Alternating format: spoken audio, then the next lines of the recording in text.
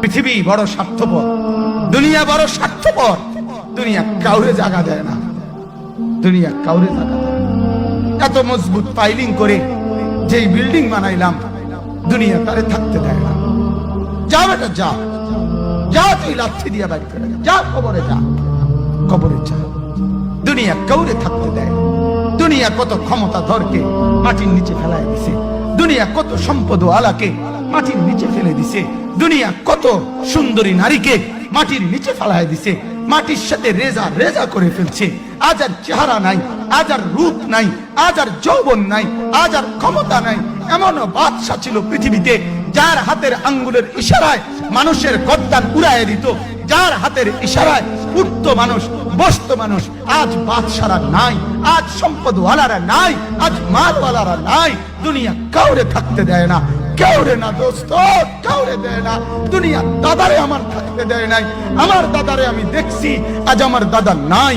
আমার নানারে আমি দেখছি, আমার নানা নাই। আমার দাদিরে আমি দেখছি, আমার দাদি নাই। আমার নানিরে আমি দেখছি, আমার নানি নাই।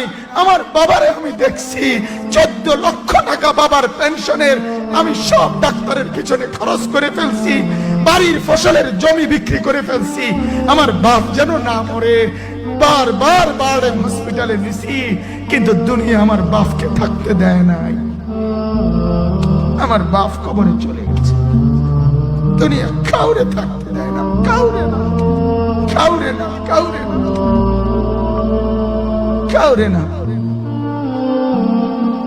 আমার বাপ দুনিয়া কাউরে থাকতে দেয় না। তুমি থাকবা না, তুমি থাকবা না। দুনিয়ার ধোকায় পড়ো না বাপ, দুনিয়ার ধোকায় পড়ো না। মাকে বুঝান, আজ মারা বেসামাল হয়ে গেছে, আজ বোনেরা বেসামাল হয়ে গেছে, বেপরদার উৎসব তুলে দিছে। এটা যেন আল্লাহর সাথে যুদ্ধ করছে। আল্লাহ করোনা না, তুমি আরো কিছু দাও, আমরা বেপরদিকে ছাড়বো না।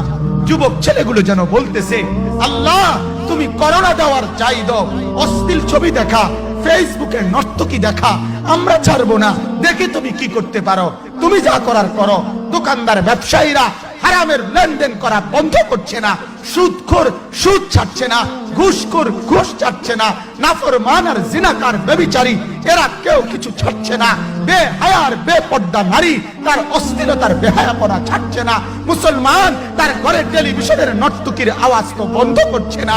হায় করোনা কিভাবে যাবে, আযাব কিভাবে যাবে বলেন, বলেন, বলেন আপনারা। আমার বাপ ফেরাউনের উপরে তো আযাব এতদিন ছিল না, নমরুদের উপরে আযাব এতদিন ছিল না, সাদ্দাদের উপরে আযাব এতদিন ছিল না, কারুনের উপরে আযাব এতদিন ছিল না, লূত আলাইহিস সালামের কওমের উপরে আযাব এতদিন ছিল না, হুদ আলাইহিস সালামের কওমের উপরে আযাব এতদিন ছিল না, নূহ আলাইহিস সালামের কওমের উপরে এতদিন আযাব ছিল না। আজ আমরা মালিককে এই পরিমাণ নারাজ করছি, মালিক এত বেশি নারাজ। আজ 1 বছর হয়ে গেছে, 1 বছরের চাইতে বেশি হয়ে গেছে, কই করোনার মহামারীর আযাব তো যাচ্ছে না, গেছে গা বলে। আমাদের লক্ষ লক্ষ বাচ্চার পড়ালেখা বন্ধ, এরা নষ্ট হওয়ার চূড়ান্ত পর্যায়ে পৌঁছে গেছে। মোবাইল এদেরকে শেষ করে দিছে, লক্ষ লক্ষ ছেলে। গতকালকে এক মা আমার আত্মীয় ফোন দিয়া বলতেছে, সকাল 10টায় বাচ্চাটা ঘর থেকে মোবাইল লইয়া বাইর হইছে, রাতের 10টায় মা তারে ফোন দিয়া বলছে, বাপ ঘরে আসতি না, ভাত খাইতি না। বাচ্চা তারে বলতেছে, তোমার অসুবিধা কি, তোমার সমস্যা কি? মা এই কথা বইলা কাঁদা দিছে যে, শোনেন হুজুর কদ্দুর দোয়া করো।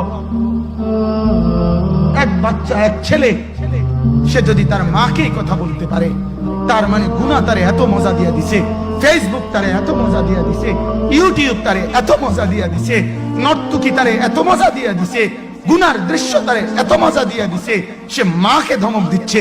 রাত 10টা বাজলে কি হইছে, রাতের 3টা পর্যন্ত দেখলে তোমার সমস্যা কি? আমার আখিরাত আমি নষ্ট করলে তোমার অসুবিধা কি? আমার জাহান্নাম আমি ঠিক করে নিলে তোমার সমস্যা কি? আল্লাহ আমাদেরকে মাফ করে দেন, আল্লাহ আমার জাতিকে মাফ করে দেন।